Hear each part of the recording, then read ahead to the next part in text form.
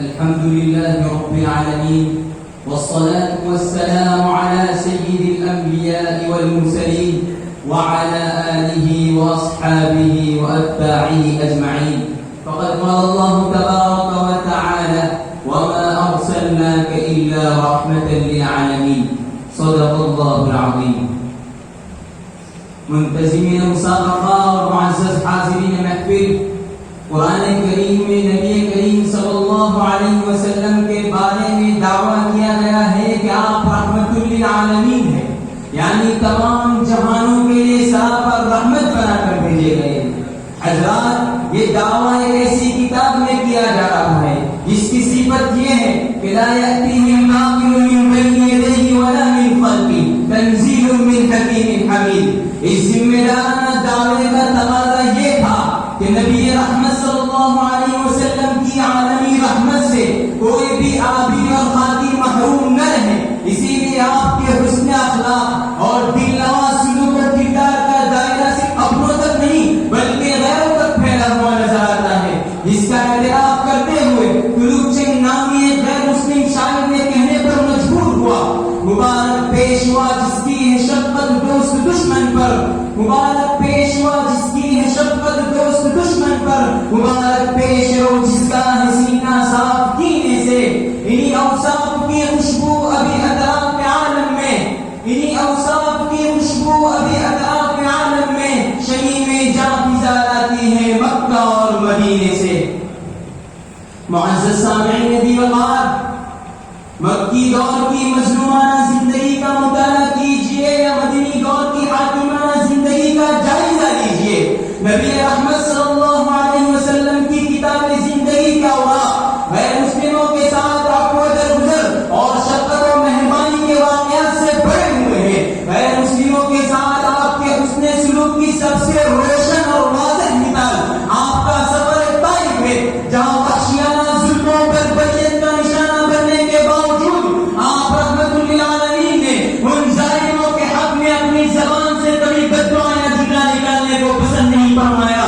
حالانکہ ملائکہ آپ کے چشم و ابرو کے اشارے کے منتظر تھے.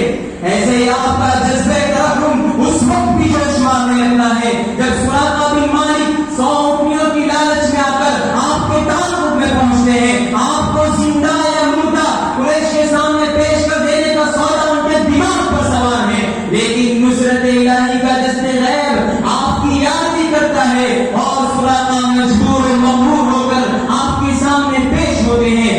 ایسے موقع پر آپ کا دریا رحمت جھلک اٹھتا ہے. سراقہ کے سنگین جرم کو یک لخت معاف کر دیا جاتا ہے اور پروانہ قتل کا مستحق پروانہ امن لے کر واپس لوٹ جاتا ہے.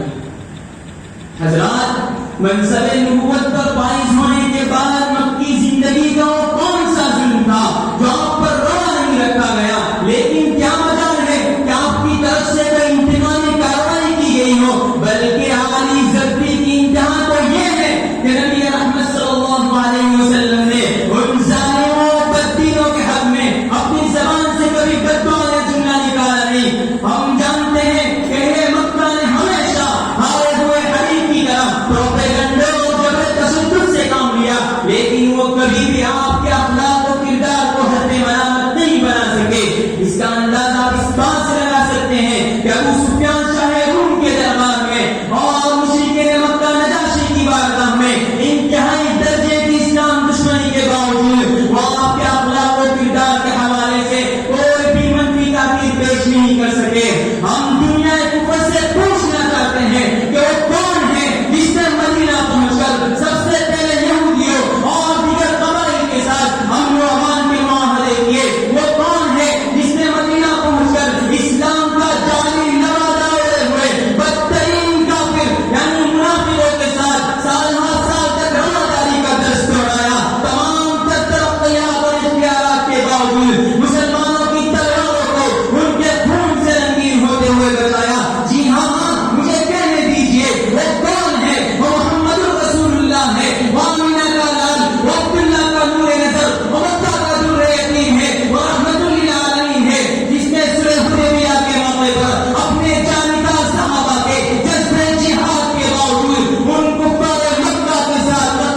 قتال کو پسند نہیں فرمایا۔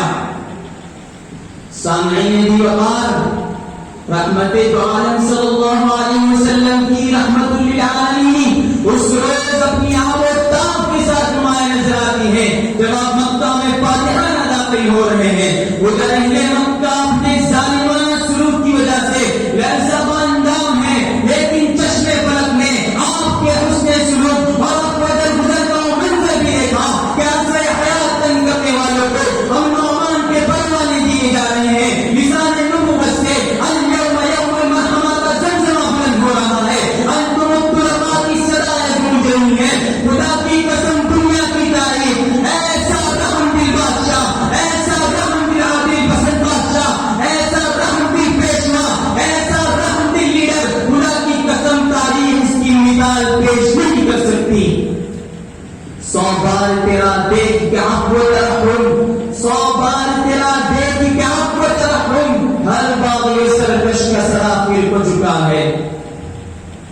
معززی سامعین، ہم اگر اپنے ایمان اور عقیدے کے حدود اور حساسیت کا پورا پاس و لحاظ کرتے ہوئے سیرت نبوی کے اخلاق پہلو کو عملی طور پر اجاگر کر کے بتلائے تو یقیناً اس ملک میں داستان یوسفی پھر سے دہرائی جا سکتی ہے، اور وہ دن دور نہیں ہوگا جب ہمارے دیوانہ کردار کے اسیر ہو کر اہل وطن خود پکار اٹھیں گے انک الیوم لدینا مکین امین، اور ہم یہ کہتے ہوئے آگے بڑھیں گے دوسرا کون ہے بازار وفا میں ہمسا، دوسرا کون ہے بازار وفا میں ہمسا، جنس بھی نایاب رکھے نام بھی سستا رکھے۔ واللہ الموفق والمعین، وآخر دعوانا الحمد للہ رب العالمین۔